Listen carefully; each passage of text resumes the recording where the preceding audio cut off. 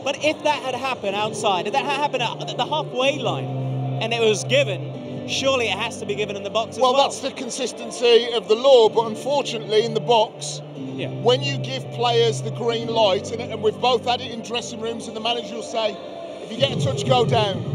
Because that might have been the difference. If Liverpool would have got that penalty, they were labouring a little bit at that point. Were you instructed in the past to do this? Yes. You were? Well, I never did. One of the things that I was always glad of, and I used to get merciless ribbing from teammates, is that I always felt I could go past somebody and get a shot off. And it was after, really, I mean, Kev played after me, that it became sort of normal for players to feel a little touch or instigate Your the management contact. coaches would actually pull you and say, look, you should be going down there. If it's 2-1 or, you get the winning goal, but it's down to the player, isn't it? But aren't you one of the most foul players in the Premier League era? You I are, don't think right? I ever really, dived or, I'm quite an honest player, play hard and fair.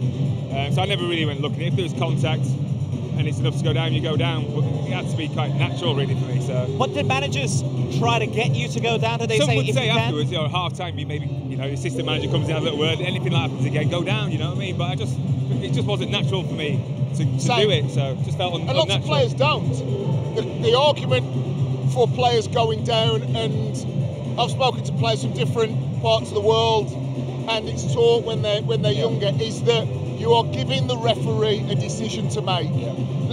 Put it onto the referee. I would think that personally is unsportsmanlike behaviour. It's a different side of it. We were talking about El Hadji earlier, weren't we? Yes. He was a master. He was clever enough to draw a foul, which is different for me to diving.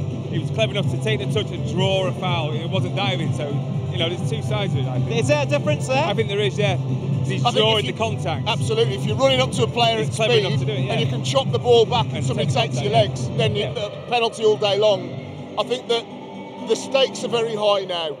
If Liverpool labouring at 1-1 and that's the last minute, Keita does that, Salah does that, Mane does that. Every player, most players on planet Earth do that, because you want to get the penalty and you want to walk away with the 3 points. The thing is with the referees, they have to get the big decisions right. So if it's outside the box and they give it, if it's wrong or right, no one's going to really say anything, are they, unless they score from the free kick, really. So that's the referees will never admit that, but that's a fact. And honest players do argue that by being honest doesn't get you anywhere.